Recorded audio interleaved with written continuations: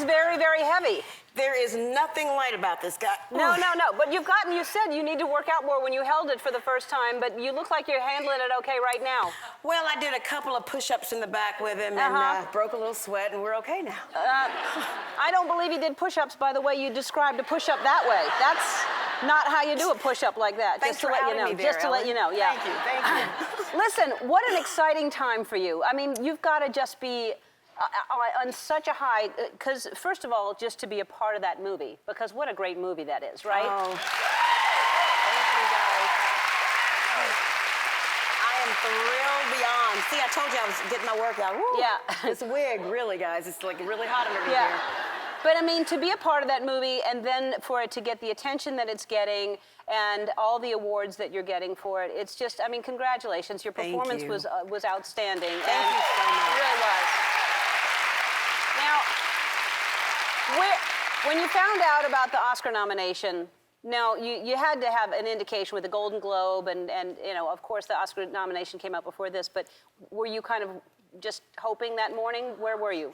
That morning, we got up at 5 and had a big breakfast because we have other friends that could potentially have been nominated. Right. And we wanted to hear their names, even if we didn't hear ours. Yeah. And then you heard yours. Well, it wasn't that easy. Mine was the very last name called in the category, and Shailene Woodley, who is brilliant in The Descendants, it was the last box, and I said, oh my God, I'm so glad I did not buy into this. And then they said my name, like, oh, thank you, Jesus. Yeah, right. I mean, really, I mean, you pretend like, oh, it's okay, I got all these other awards, I don't need that, and then you get nominated for this. It is the all-time wonderful thing. Now, is it stressful? I know that when you have these awards, there's a lot of fittings, there's a lot of dresses, is that stressful? It is very stressful. I was not a Girl Scout, but I try to be very, very prepared, and I try to over-prepare, and shoes and Spanx. I triple spank, which is not good. Spanx really, really work, but you don't need to overdo it. Are you serious about that? You had 3 pairs of Spanx on? Oh, Ellen. Let me tell you, I could not party that night because I was being pinched in places I didn't know it was possible. Yeah.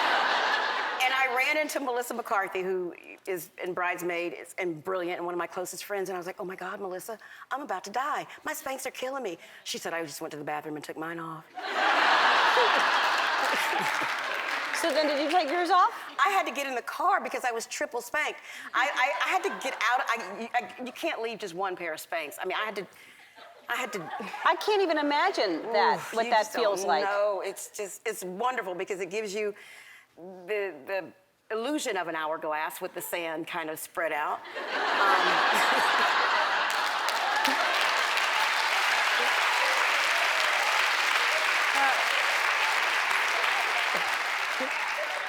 So you and the director were PAs together early on. I think that's the greatest story. That the director and I mean, for people who don't know, PAs, you really start out in this business as a PA, just running, getting coffee, doing anything, right? Or saying I'm not going to do that. Yeah. I'm kidding. Right. But it's true. It's true. And then he ends up writing and directing this movie, and you end up in this movie and getting all these awards. And these are 2 people that were PAs together. That's a great story. He is my. Thank you. Tate Taylor. Brunson Green, the producer of The Help, he's back in the green room, and Tate, everything they decided to do, let's get a camera, let's go shoot a commercial. I'm like, okay, hopefully we can sell it or something. We never sold any commercials, but it was great because we kept each other going, and I was so thrilled because they really, really believed in me, and they helped pave the way for me to go in and read for DreamWorks. And you know, DreamWorks, once we met and I read for them, it was all over but the crying, and I was so glad that I didn't have to cry for this. Yeah. And what is this bet that you had? Was this with Tate? You had a bet that was... Yes, and it serves me well. I totally did not think that America was ready for an African-American president. And flapping my big mouth, I said, Tate, if America elects a black man to president, I will run down the street naked. And when they did, I said, you know what? I have to pay this bet off. But I did it in my own way. I wore basically my underwear, bra, and panties, which, okay, and Uggs because it was November, and he said, well, if you're not going to do it naked, you have to scream. A black man has been elected to the White House. And I ran down the street screaming it, and all of our neighbors just came out. It was so embarrassing. You're worrying about triple spanking, and you're running down the street naked in your underwear with Uggs? It's so good to see you. Oh, it's so good to see you. It has been a while, and I'm so happy to have you here, and we always have to have you here around the holidays. Oh, I love to be here around the holidays. Yeah. She loves it so much that she actually brought a chair and sat for 12 days.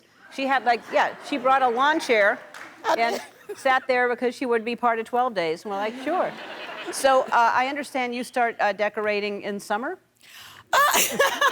When do you decorate? I decorate the day after Halloween. Wait, hold on. Does anyone decorate the day after Halloween? Wow. See? Wow. Okay, so go on.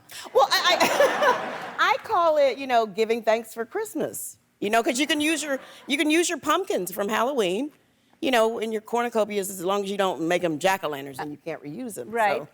I see. That's why it gives you the idea to have a cornucopia. Yeah. Okay. A cornucopia and it's Thanksgiving in the front, but Christmas in the back. I see. And then when do you get your tree? I am one of those people who, my tree is always in my garage. So I don't do real trees anymore. I just spray the smell. So when do you put your tree up from the garage? Halloween? Yeah, it's up and ready to go, but I don't put the decorations on because I don't do trick-or-treaters. I'm sorry. That might be sacrilegious, but I don't pass out candy. So I make myself happy by decorating the tree the day after Thanksgiving. After Halloween. After Halloween. And so it's decorated now? Yeah. You are not terrific with technology, I'm going to say that. And No. I think you'll agree with me. I'm not. What's happening when you're trying to live stream something on Instagram? Well, okay. The first time I did it, I thought there would be something that said, you're live. And I'm just sitting there eating chips and, drinking, waiting for the people to come on. I thought it would be like, hey, you're live. And I'm just sitting there arguing with my assistant. And he's like, you're live. And I'm like, no, I'm not. There's nothing that says I'm live. I don't hear anything. I don't see anything. Just snacking. Oh, my God. Yep. So, did anybody start because sometimes people will write things and you'll see it scroll. I didn't know what that was. I really didn't. Because of the one or two times I've popped onto somebody's live, they're always talking to somebody. And then I realized I didn't invite anybody to talk to. Right. So it Right. was. So they did, yeah. Okay. Yeah.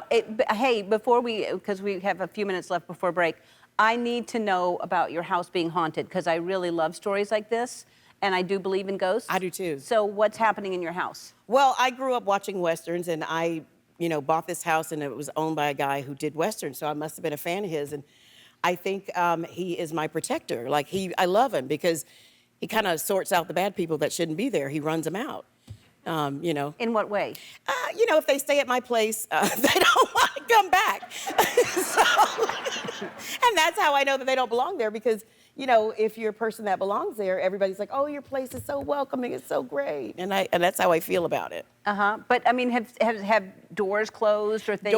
Well, when I leave for a long time, he's a little shady. The doors close, the lights go off when I turn them on. I love my ghost. I just don't want you bringing your ghost to my house. I don't want anybody's ghost thinking they can be friends with my ghost. Right. Because my ghost can haunt me, but he doesn't haunt me. We have boundaries, Yeah. Other people's ghosts, No, it's good when a ghost has boundaries. Yeah. And then also, some people may not believe in UFOs. I also believe in UFOs. I can't imagine we're the only things in this entire, universe. I had an encounter while we were filming. Our whole crew did. And you brought a video to show this. I But did. describe it first, because it's so short. Well, there were lights in the sky. All of a sudden, there were all these lights in the sky. And we were about to shoot the big scene at the end of the film, and the lights, there was just a million of them, and they started getting smaller and smaller. And so I thought the video was longer. It was only like 7 seconds because it started disappearing. I'm like, wait, you know, it doesn't look anything like it did in the sky. So not like a plane like comes into sight. They No. just appeared. They just appeared, and they started disappearing. All right, so, and also look at the size of these and the configuration. I just hope the men in black don't, like, come for me. I mean, that just appeared in the sky. And see, that's disappearing. That's the end of it. That's the disappearing. Yeah. See, look. I mean, oh, look. Yeah. That's, See, look. I yeah. mean, No, that's not a plane. that's not a plane. No, that's crazy. And other people were there and witnessed it too. Our whole crew was there. I wasn't expecting, I've always wanted to have a close encounter, but that was a little too close on a movie called Encounter. Yeah.